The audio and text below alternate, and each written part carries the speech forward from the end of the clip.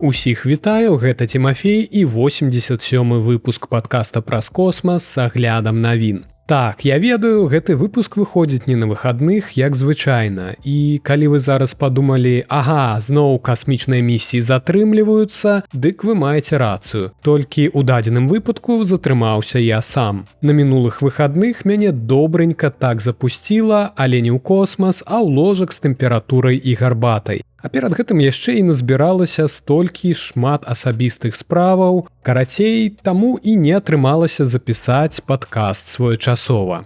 А ў гэтым несвоечасова запісаным выпуску падкаста вы пачуеце пра тэктоніку на Венеры, пра мёртвыя рухавікі на Voyager-1, пра нечаканых жыхароў самых чыстых пакояў НАСА і даведаецеся адказ на пытанне, калі ж паляціць наступны Starship.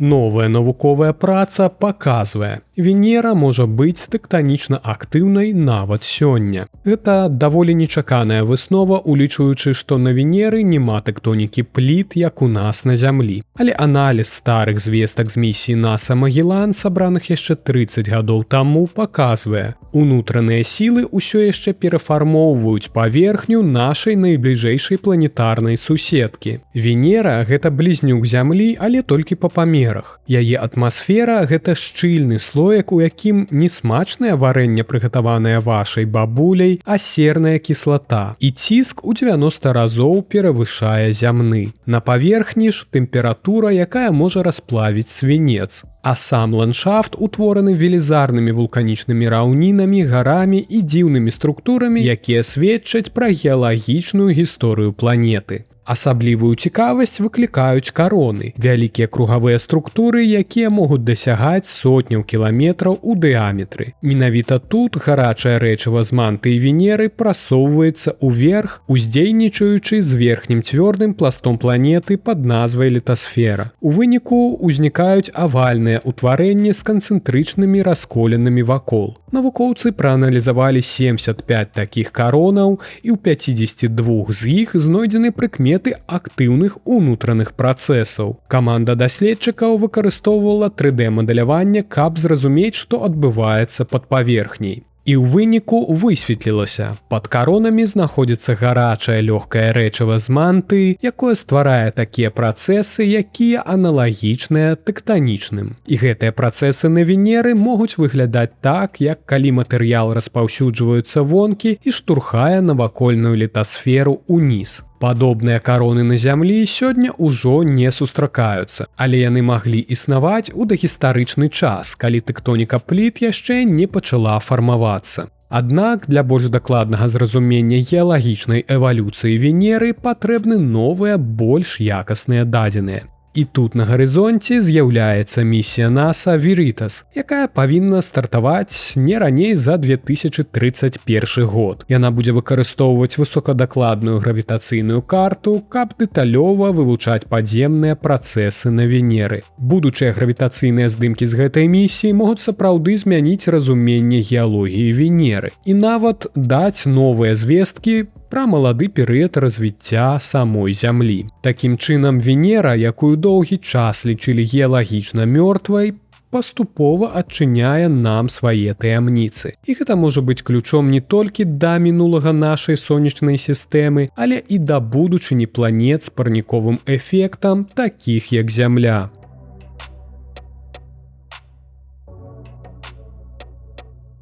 Наступная навіна пра касмічную легенду НАСА зонд Voyager-1 і тое, як ён змагаецца і працягвае сваю місію, хоць і з пастаяннымі праблемамі. У іншых выпусках падкаста я ўжо распавядаў вам, як ён перажыў збой у перадачы даных і як НАСА даводзіцца выключаць інструменты, каб зэканоміць энергію. І вось зноў новая гісторыя, якая нагадвае, што гэты касмічны ветэран не здаецца. Пасля амаль 50 гадоў у космасе інжынеры НАСА здолелі аднавіць працу яго рэзервовых рухавікоў, якія не выкарыстоўваліся з далёкага 2004 года і даўно лічыліся лічыліся мёртвымі. Асноўныя рухавікі, што адказваюць за арыентацыю апарата і дазваляюць яму дакладна трымаць антэну, якая накіраваная на зямлю, з часам пачынаюць працаваць усё дрэнней. І калі б яны цалкам спынілі працу, тэарэтычна, Voyager 1 страціў бы магчымасць падтрымліваць сувязь з зямлёй. Гэта б значыла канец аднаго з самых доўгатэрміновых і амбіцыйных праектаў у гісторыі касманаўтыкі.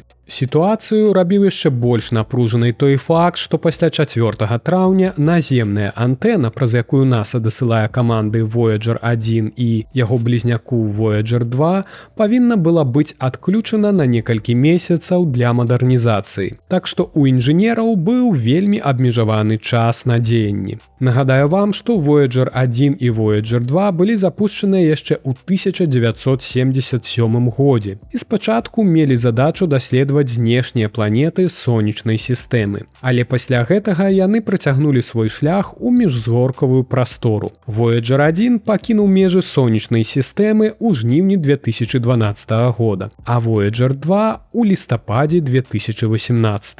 З гэтых часоў яны прайшлі ўжо больш за 46 мільярдаў кіламетраў, стаўшы самымі далёкімі аб'ектамі калі-небудзь створанымі чалавекам. Але з часам узрост і адлегласць дадаюць усё больш і больш праблем. Крыніцы энергіі слабнуць, а інструменты выключаюць, каб зэканоміць рэсурсы. Не так даўно Voyager 1 перажыў збой перадачы даных з-за неіспраўнага чыпа. І толькі дзякуючы хітраму праграмнаму абыходу, пра які я распавядаў, інжынерам удалося выправіць сітуацыю.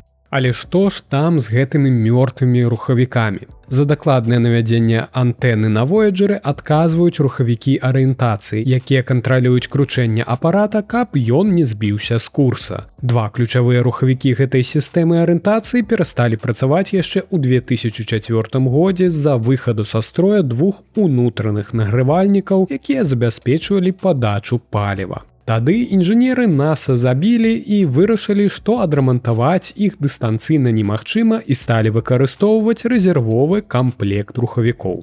Але ж з цягам часу праблемы пачалі з'яўляцца і ў іх. Іх паліўныя трубкі паступова пачалі таксама забівацца. Каб пазбегнуць пагрозы страты кіравання над зонтам, у NASA вырашылі яшчэ раз праверыць, у чым жа заключаецца праблема неіспраўнасці ў галоўных рухавікоў. Магчыма, што з награвальнікамі насамрэч усё нармальна, а праблема ўзнікла з-за нейкага збою ў ланцугу харчавання. Інжынеры вырашылі актываваць галоўныя непрацуючыя раней рухавікі арыентацыі, а пасля гэтага паспрабаваць ажывіць награвальнікі. Галоўная праблема складалася ў тым, што навігацыйны датчык зонта, які арыентуецца на апорную зорку, у выпадку значнага адхілення ад курсу мог бы запусціць аўтаматычна гэтыя самыя рухавікі. І ў выпадку іх запуска ва ўмовах непрацуючых награвальнікаў уключэнне магло б выклікаць небяспечны скачок ціску або нават выбух. Таму камандзе яшчэ прыйшлося пераналадзіць гэты зорны трэкер, перш чым рухавікі ўключыліся. Сапраўды гучыць як Rocket Science.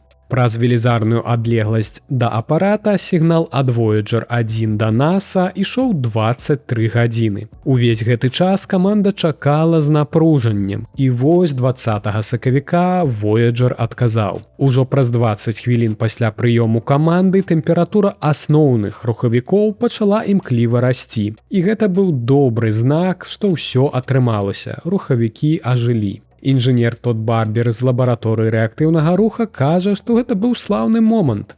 Каманда была на 7-м небе ад шчасця, раней гэтыя рухавікі лічыліся мёртвымі.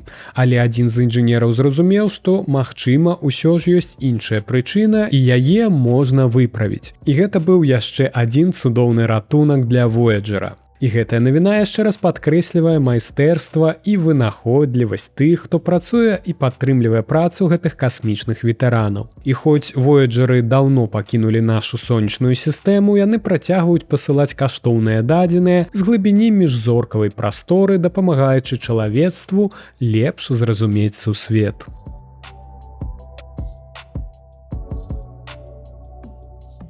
Нават у самых стэрыльных месцах зямлі жыццё знаходзіць спосаб выжыць. Даследчыкі з усё той жа лабараторыі рэактыўнага руху НАСА ў Каліфорніі, а таксама іх калегі з Індыі і Саудаўскай Аравіі праводзілі аналіз чыстых пакояў, дзе падрыхтоўвалі зонд «Фенікс» перад яго палётам на Марс яшчэ ў 2007 годзе. Такія памяшканні спецыяльна распрацаваныя, каб не прапусціць ніводнага мікраарганізму ў космас. Але, як паказвае практыка, экстрэмфілы, мікробы здольныя выжыць у самых варожых умовах, могуць перажыць нават гэта. Навукоўцы сабралі пробы з памяшканняў, дзе абслугоўваліся небяспечныя грузы ў касмічным цэнтры імя Кеннеді ў Фларыдзе і выявілі 53 бактэрыяльныя штампы, якія адносяцца да 26 новых відаў. Далей яны правялі генетычны аналіз гэтых экстрэмфілаў, каб зразумець, чаму тыя так добра вытрымліваюць агрэсіўнае асяроддзе. І адказ, верагодна, хаваецца ў спецыфічных генах, тых, што адказваюць за рамонт ДНК, абеззаражвання таксічных рэчываў і падвышаны метабалізм.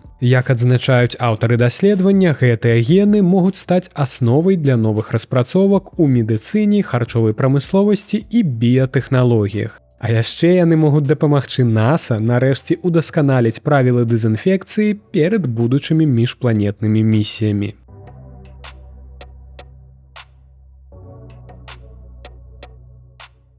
SpaceX ужо гатовая да новага выпрабавальнага запуску свайго гіганцкага касмічнага карабля Starship. Але пакуль яшчэ не атрымала фінальны дазвол ад Федэральнага ўпраўлення авіяцыі ЗША, вядомага як FAA. 15 траўня FAA афіцыйна зацвердзіла змены ў ліцэнзіі SpaceX, што дазволіць кампаніі запускаць Starship з базы Starbase у Техасе не 1-2 разы на год, а цэлых 25 разоў на год. Аднак тут ёсць нюанс. Запуск Flight 9 пакуль што пад пытаннем. У FAA чакаюць завяршэння расследавання інцыдэнту з папярэднім палётам Flight 8, які адбыўся 6 сакавіка. Тады ўсё пачалося добра. Першая ступень ракеты Super Heavy паспяхова аддзялілася і нават вярнулася на базу, дзе яе з хірургічнай дакладнасцю злавілі спецыяльнымі механічнымі рукамі на стартавай вежы. Але вось верхняя ступень пад назвай Starship, тая самая, якая павінна была выйсці на арбіту, выбухнула як пераспелы кавун пад прэсам менш чым праз 10 хвілін пасля старту. Абломкі ракеты пасыпаліся на тэрыторыю Багамскіх выспаў. Падобны сцэнар адбыўся і падчас Flight 7 у студзені. Першая ступень вярнулася, а вось верхняя ступень таксама выбухнула. І таксама над Атлантыкай паблізу Тэрксі і Кайкас, якія з'яўляюцца заморскай тэрыторыяй Великабрытаніі. І гэта выклікала незапакоенасць з боку брытанскіх уладаў. І яны нават звярнуліся да Дзярждэпу ЗША з просьбай перагледзець траекторыю наступнага палёту. FAA, як выглядае, пачула гэтыя заклікі, і для Flight 9 яна значна пашырыла зону рызыкі для авіяцыі і судаходства не толькі ў ЗША, але ў іншых краінах. Гэта звязана не толькі з папярэднімі няўдачамі, але і з тым, што ў новым палёце SpaceX плануе ўпершыню паўторна выкарыстаць першую ступень ракеты. Так, тую ж самую, што ляцела падчас няўдалага палёту пад нумарам 7. З 33 рухавікоў Raptor толькі 4 былі замененыя. Астатнія ж зноў запылаюць у небе. SpaceX ужо правяла ўсе неабходныя выпрабаванні. І Маск заявіў 13 траўня, што кампанія плануе запуск ужо на тым тыдні. Ён таксама абяцаў даць прамы эфір з абнаўленнямі перад самым стартам. Але ж нічога з гэтага пакуль не спраўдзілася. FAA працягвае аналізаваць даклад аб неіспраўнасцях Flight 8 і канкрэтная афіцыйная дата запуску наступнага палёту Flight 9 застаецца невядомай. Па неафіцыйным дадзенам запуск запланаваны на 28 траўня. Але магчымы пераносы, бо гэта дата пакуль не пацверджана. Сачыце за навінамі. І вось усё гэта ўсе навіны ў гэтым выпуску. Цяпер пагаворым пра падзеі наступных тыдняў. Акрамя запуску Starship, які, магчыма, адбудзецца ў наступныя 2 тыдні, 1 чэрвеня месяц на захадзе сустрэнецца з Марсам. Наш натуральны спадарожнік будзе асветлены на 33%. Назірайце чырвоную планету неўзброеным вокам або з дапамогай бінокля. У самым канцы траўня або пачатку чэрвеня SpaceX на Falcon 9 плануе запусціць спадарожнік GPS-3. Гэта першая эвалюцыя трэцяга пакалення спадарожнікаў GPS з новай праграмай касмічнага пазіцыянавання. Гэта праграма палепшыць паслугі вызначэння месцазнаходжання, навігацыі і сінхранізацыі для ваенных і для грамадзянскіх карыстальнікаў па ўсім свеце. Яшчэ яны прадставяць пашыраныя магчымасці абароны ад перашкод, палепшаць дакладнасць і надзейнасць самой сістэмы. Такім быў гэты выпуск. І напрыканцы вялікі дзякуй усім, хто падтрымлівае падкаст праз космас фінансава, праз Patreon ці праз Buy Me Coffee. Калі вы яшчэ не сярод нашых патронаў, далучайцеся. Гэта не толькі падтрымка, але і невялікі крок у бок вялікай супольнасці людзей, якім цікава глядзець на зоркі і зразумець, што там адбываецца. Дзякуй, хутка пачуемся.